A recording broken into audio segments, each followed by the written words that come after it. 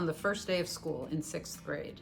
Soon after exiting the bus, after what may have been more than an hour and a half on the road, coming all the way from Northbrook, Tamar found me. "Miss Cass, where are the new kids? Are there any new teachers? I love meeting new people." And once she was introduced to the new members of our community, her excitement immediately made them feel welcome. She engaged them in conversation and showered them with questions. I've seen her do this with new teachers, coaches, bus drivers, security guards, prospective parents on a tour, HVAC service folks, and visiting students. I have rarely walked into one of Tamar's classrooms with a visitor without Tamar finding a way to begin a conversation with them. She seeks to connect with people, and every new person is an opportunity for her to make a new connection. One evening in early April of this year, I took Tamar and other middle schoolers to a party at a White Sox game. The party was a B'nai Mitzvah celebration for 20 children from Kfar Aza.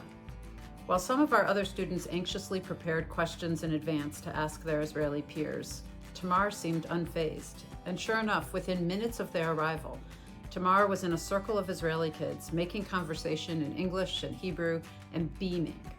At the end of that night, she proclaimed, "This was the most amazing Akiba experience ever." I imagine that in each one of her connections, Tamar leaves her new friends slightly amazed.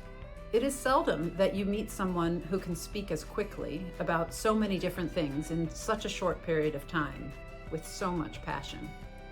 You're not exactly sure what's happened, but you know you've made a friend. One day in 5th grade, a friend asked Tamar, "Do you have to say everything that comes into your head?" And Tamar replied in a blink, "Oh, this is only half of what's in my head." And when a teacher asked her to please speak more slowly so that she could better understand the many things Tamar was saying, she responded, "Okay, I'll try, but my mouth is just trying to keep up with my brain." While I've appreciated Tamar from a distance since she arrived at Akiba in kindergarten, the youngest of the 3 Bransky kids, it wasn't until she was in my math class this year that I had the time to get to know her. In the first week of class, I discovered some of Tamar's passions and idiosyncrasies. At that time, she loved the word silly. Her favorite movie was and is Tim Burton's The Nightmare Before Christmas. She knows a crazy amount about Eminem, yes, the rapper Eminem.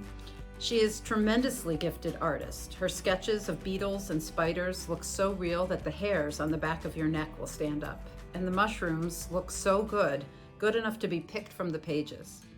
Her sketchbooks are filled with mindless doodles and intentional drawings that seem never to be complete to her satisfaction. The more I got to know Tamar, the more I realized that she is constantly making connections between seemingly disparate things. She sees and experiences connections where others often do not. For instance, when Tamar thinks about or reads a number, she sees and identifies it as a specific color.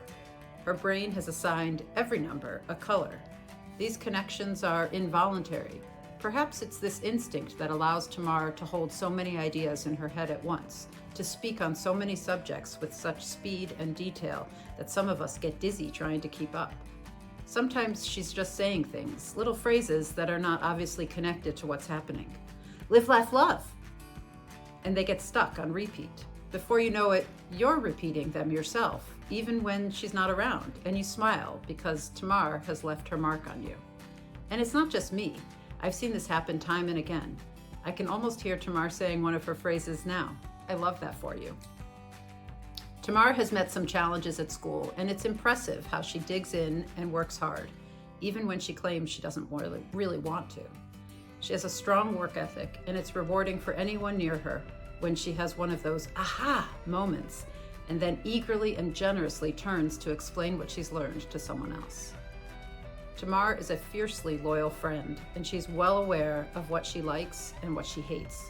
She even has a list of the latter. As I think about Tamar leaving Akiba and heading to Glenbrook North High School, I'm confident that she is ready to spread her wings and fly. She's ready to live more and commute less, to laugh with many new friends, to love more than she hates. But she will certainly be missed here at Akiba.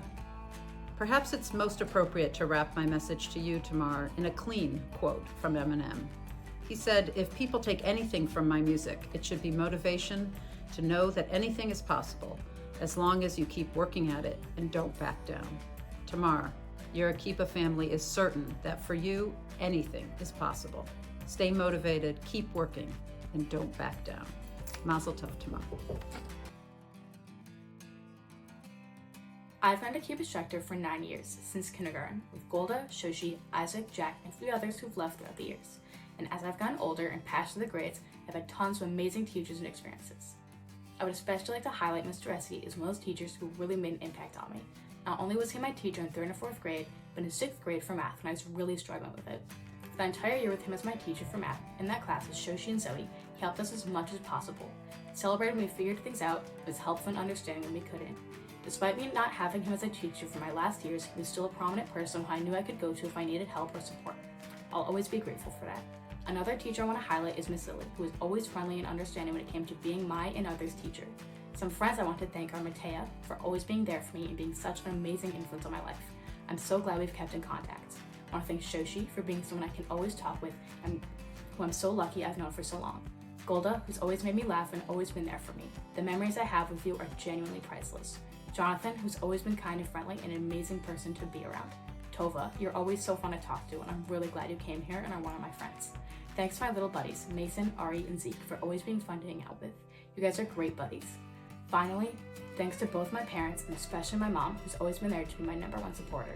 The time I've spent at Akiba has been so much to me in so many ways, and I'm really lucky to have been here, to have been able to experience it. Thank you to my grade and the teachers I've had. I'll miss you guys.